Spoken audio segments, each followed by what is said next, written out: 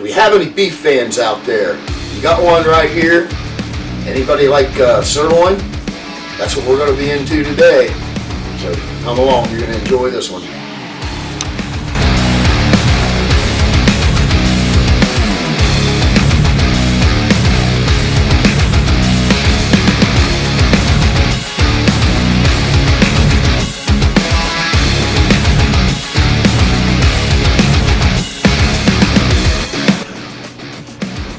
Hey, I'd like y'all to hit that subscribe button. Share this as much as you can with all your friends. Like the video, because we're all about helping you get better at your backyard barbecue. What we've got here is almost a 10-pound. It was 9.8 pounds. This is a beef sirloin. So this is going to be some really good eating. We're going to throw this out in the pit. But the first thing we're going to do is going to take a really sharp knife. You know, I recommend these Dow Strong knives with the Asian edge. They're very sharp. But if you're not real sure with a knife, you may not want it because you're going to cut your fingers. Huh, camera babe? Oh yeah. You like a dull knife. I try to tell you that dull knives are more dangerous, but you don't believe it. So, first thing we want to do is get the silver skin. This is going to take a little time because it really isn't all over it. It's just everywhere, if that makes sense. But you want to get, we want to get most of this loose stuff and everything cut off of it. And the reason we want to do that is because we want to be able to get our seasonings right down into, or right onto the meat. So, also gives you a little bit better chew. So you just kind of get your knife under it, and you're going to get a little bit of meat with it. Don't sweat that. You're not going to miss it at the end.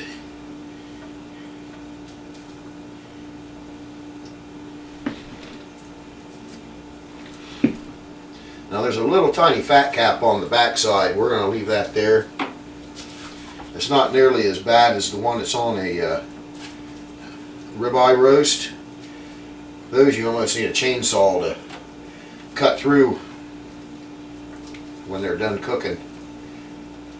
And if you watch my video on how I do that, I pretty much trim it all the way off and then lay it back over the meat, which worked out really well because we could get seasoning right into the meat everywhere, all the way around it, and then we still had the advantage of the fat cap being on the back side while it was on the pit.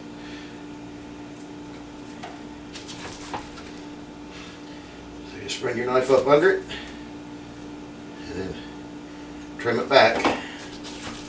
Seems to be the best way I've found to do it. I'm going to be perfectly honest with you, I think I like the sirloin roast a lot better than I do the ribeye. I mean, the ribeye one is good. I just seem to like this sirloin one better. And that's all personal. This was not quite as expensive as the ribeye. I think the ribeye, you're going to spend $95 to $120 probably for a 10 or 11 pound. Depending on where you buy it, if you find it on sale. This one's a little bit cheaper. I think this was $65 for this. So you're paying, oh, right at $6 a pound for it. So you kind of see where I'm headed with this. I'm going to keep at this, and when we get it to the next step, which is going to be injecting it, we'll come back and inject this thing. Alright, this thing's trimmed to my satisfaction. And when you're doing this, just do it to whatever you want to do. I want to get all the little pieces of hard fat off that I know aren't going to do anything, and it's going to be a kind of a tough chew in your mouth. There was a strip of fat down here on this side that I just cut straight off because there really wasn't any meat or anything. There was a little bit of meat, but it was more fat and gristle. And so we've got it pretty much down to the meat, so we're going to be able to get our seasonings in there. So the first step of this, you're going to want to get a large pan. These aluminum pans work really well. Just switch out here real quick. So the first step in this seasoning process, we want to get some moisture and some more beef flavor down into the meat. So I've got 2 cups of water right here that I used a tablespoon of Miner's beef au jus and Miner's beef base, a tablespoon of each. You dilute that into 2 cups of water, and we're going to use that for our injection. It's also going to be used for our mop once we get out on the pit. So we're just gonna start shooting this thing up, hopefully, if our injector decides it wants to work today. Boy, it's a toughie. Okay, make sure it's all tight. Don't want any blowouts. Okay. Now you're just gonna go into this meat, and as you push in, pull out. So if I push it on a plunger, I'm pulling the needle out.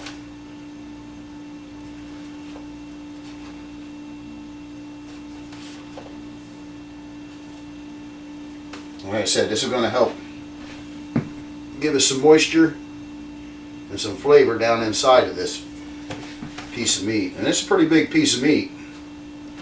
Now, like I said, it weighed almost 10 pounds. Now, I didn't do anything with the bottom side. I left, there's a real thin piece of fat cap down there, and I left that on. And we won't even worry about seasoning the bottom side of this. We're just going to season the ends and the sides and the top. You can see it plump up when as you put the injection into it. See if we can see it. See it raise up.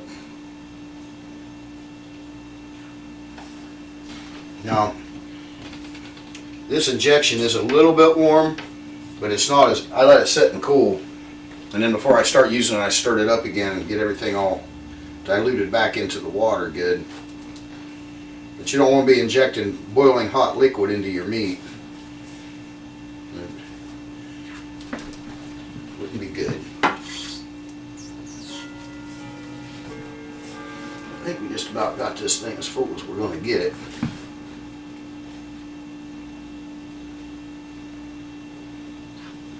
Looks like it's been attacked by a porcupine, it does. It sure does.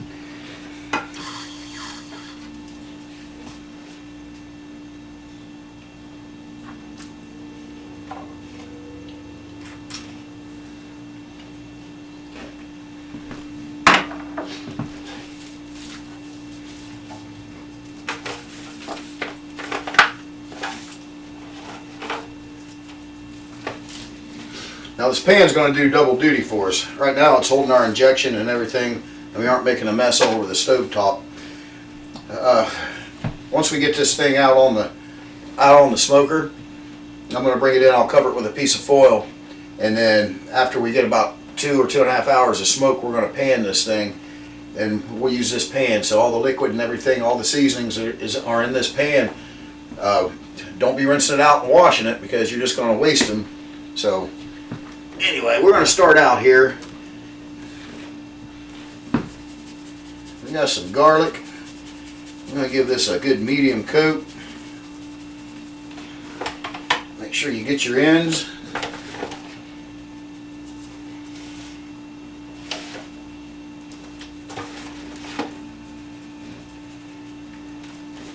There's your garlic. And we got some onion powder.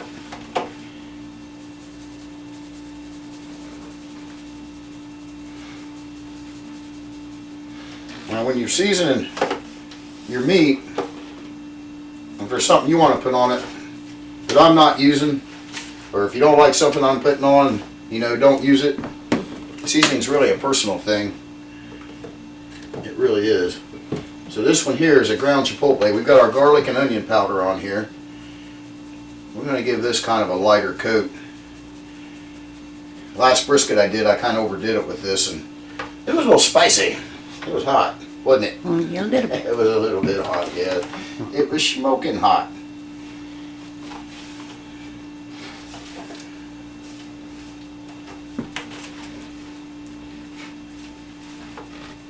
Like I said, you just want to get your ends and your sides as well as the top.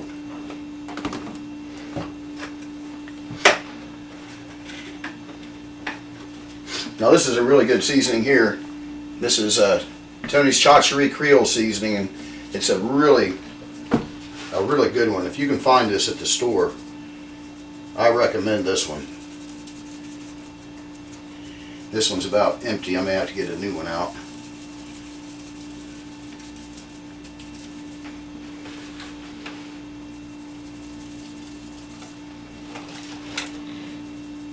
I'm pretty stocked up on this, plus the injectable Creole butter.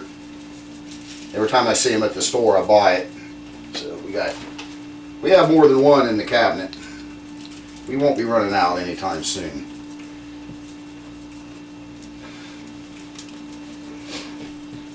Also, it doubles as a really good seasoning powder, doesn't it? Sometimes. Sometimes, yeah, it gets you. Especially when it's a new can and you just open it. Okay, this black pepper. This is restaurant grind. It's just a little coarser grind than what a table. If you want to use coarse ground, cracked peppercorns, table grind, whatever you want to use. I'm going to give it a decent coat. And this too.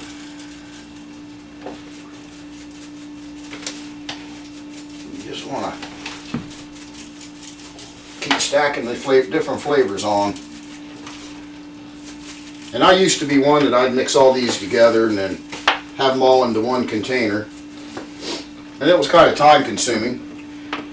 Then I kind of figured out after doing it for a while that I'm better off just to put each seasoning on individually because, you know, they're different coarseness. Some's heavier than others. You end up putting more of the lighter on and the heavier sinks to the bottom, and it's just a lot easier just to do it this way. This is some Montreal steak made by McCormick's.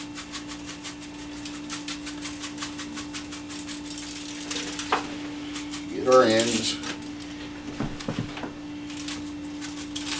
Yep. We're just trying to build a nice bark or a crust on this meat. And always use flavors that go with beef, or if you're working with pork, you know, only use flavors that go with pork. Like I'm not going to put any apple juice or anything like that on here. I don't know which one to use next. Now here's one. Maybe you haven't thought of before, but maybe you have. And this is just a little bit of coffee. It's going to help give it a darker color. Gives it a richer taste too. Especially if you like coffee, huh? Oh yeah, I love coffee.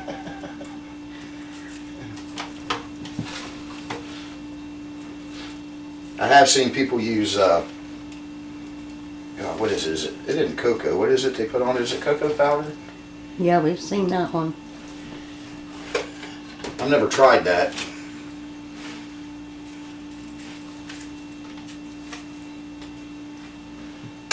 Okay. Now we're down to we only have two left here. We have the paprika. And as you notice, I'm not rubbing this meat, I'm pressing. So never rub your, it's called a rub. I know it's called a rub. But you just want to press your seasonings down, straight down. If not, you're going to smear them around. You end up with spots that have too much and spots that don't have enough. So just press down on your seasonings. Once we get this all done, we're going to let these seasonings sweat in. Probably 45 minutes or an hour, which is just enough time for me to go out and get a couple chimneys of charcoal going and get the pit up to temp. Butcher did some work on the pit today. Gave it its yearly clean out. Changed the drip pans in the bottom. Touched up some rust because it sits outside on the porch and it does get a little bit of weather. So we did that, and then I use high heat temp like for header paint, and then you got to run a fire in it to set that paint, because you don't want to be like Mr. Wilson on Dennis the Menace when he shot the paint into the grill, and then he goes to eat his chicken and he says it tastes funny. So you don't want your meat to taste funny. If you touch up the paint on your grill, go ahead and get it hot one time really good, and it'll set that paint. Just like a new grill, you always want to do that with them. Okay, our last seasoning. Okay, the camera shut off on us. I guess we spent too long. I was too long-winded. I'm not sure how much we got cut off, but This last seasoning I'm putting on here is turbinado sugar, pure cane sugar. You might be able to find it in the store where you live. Can't find it in the store around here except for in a little tiny packet, so we have to order it online. This is Iberia, I think is how you pronounce it. But this is another seasoning you really need to investigate, because I think you'll like it. It does work really well on pork and beef. Never tried it on chicken or turkey yet, but I probably will. So that's pretty much it as far as the injecting and the seasonings. I'm going to cover this with some foil, and I'm going to go out and get my charcoal going, get the pit up to temp, and come back and show you when I throw it in the pit. Okay, it's been right at an hour. We have the pits up to temp. I want to run this thing, if I can, right around 275. It's sitting right at 300 right now, but I got a feeling when I put this big, and speaking of the meat, when I put this big piece of meat in there, it's going to cool it down a little bit. But you can see how the seasonings have all just kind of melted in, marinated this meat in that hour. And I like to leave mine sit out on the counter because, like a steak, you want your steak room temperature before you ever put it on a grill or start to cook it. So the way I've got this set up today, I have 2 chimneys of charcoal over here in the fire pit. And if you don't know what a chimney is, right there is a chimney. They hold about 6 pounds of charcoal. I put 2 of these in there, and I don't put them in until they're done smoking and you can see flame and they're starting to turn gray on the top. That's when they're ready to go into the firebox. So all that being said, I have a water pan over here on this side. Going to add a little moisture into the cooking chamber during this process, so let's get this going. Now I cleaned the whole inside of this out today. Got new drip pans down in there, and we're just going to lay this thing in here and let her rock. Now I am going to push it up, kind of accordion it together as best you can, and that's where it's going to sit. I have hickory smoke going on it, and we're going to keep the smoke on it for probably 2 hours. So we'll come back. It's going to go an hour before we mop it, so we'll come back and see you in an hour. It's been an hour. Now when I say keep smoke on it, I don't know if you can see the smoke. You don't want a lot of smoke. You just want a steady small smoke going on this thing. Now I haven't looked in here. For you guys new to doing this, you want to let that, just trust what's going on in there. So let's open it up and see what's going on in there.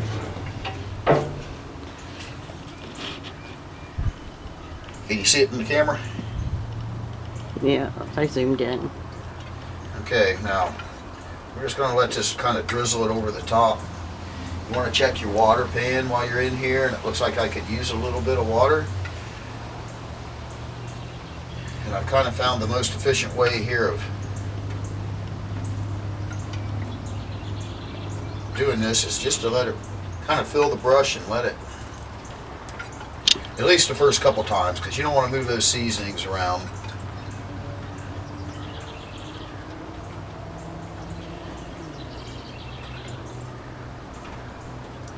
Alright, we're going to let that go here probably 45 minutes or so. Go get some water. I'm going to put some more water in that water pan. And other than that, things are rolling good. You know, we're going to keep on putting the smoke on this probably at least for another hour. And then we're going to bring it in the house and pan it. And we'll put it back in here and finish it out. I'm going for an internal temp about 145, which that's medium. You just do whatever doneness you want. If you want medium rare, it's 135, and it goes up by 10 degrees. You know, you got 135 for medium rare, 145 for medium, and it goes up there 155, 165 for medium well and well done. So it all depends on your taste. So we're going to close this up. It's looking good, and we'll be right back. Just brought this thing in off the pit. It's been 2 hours. You see what it looks like right here. And we're going to take the temp on it real quick. Just see where we're at. I'm looking for about 145. I want a medium. Looks like we're in the mid 120s, at least in that spot. Same there. That's showing 129 right there. So I'm figuring maybe another hour. We'll see. But here's what's left of my injection and what I used as a rub. And we're just going to put that over the top. And this is the pan that we started when we seasoned in. Remember I told you to save all that. It's been sitting in here with the foil over top of it for the last couple hours. There's no rack in the bottom of this pan. So other than that, we're going to stick this thing back out there on the heat. And I'm going to check it here, probably temperature wise. We'll check it in, I don't know, 45 minutes. Really that 145 mark is what we're looking for. Been 3 hours. This thing's at the temp that I'm looking for. Let's look and see. How beautiful is this thing? I mean, look at this thing. This thing is awesome. Got 145 on that end. 145 on that end.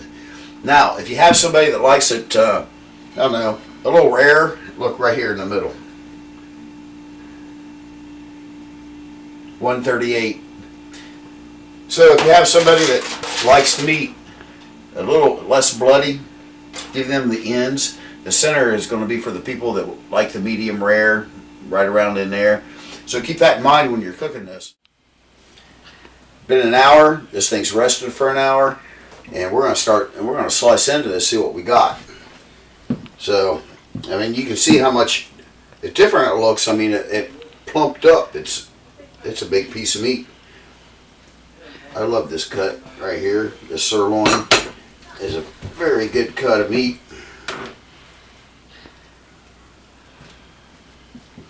Now see what I was telling you? It's a little more rare in the middle, and you can see a smoke ring. And I about guarantee you, I'm going to cut down here on this end. Look at the smoke ring on that. Now we took this to 145, which is a medium.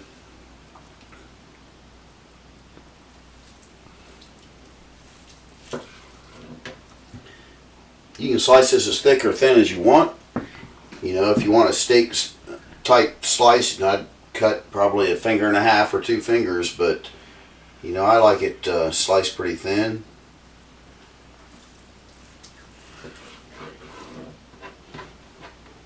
Let's take a bite of this. See where we're at. I also made a little bit of a cheese sauce here. This is a Colby Jack and a cheddar mix cheese sauce. I'm dripping it everywhere. And we're going to take a bite. We're going to see what's going on here.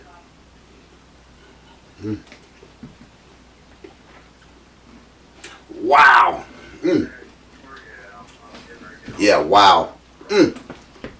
This thing is awesome. You gotta try this. The most important part, I guess, when you're cooking this stuff and you're keep a constant temperature. Most important part in barbecue, keep a constant temperature. But you know what? This thing's good, and I've got some sweet corn. I got a baked potato. And I got an awesome piece of meat. Took 3 hours to cook, an hour to rest. So until next time, keep it smoking.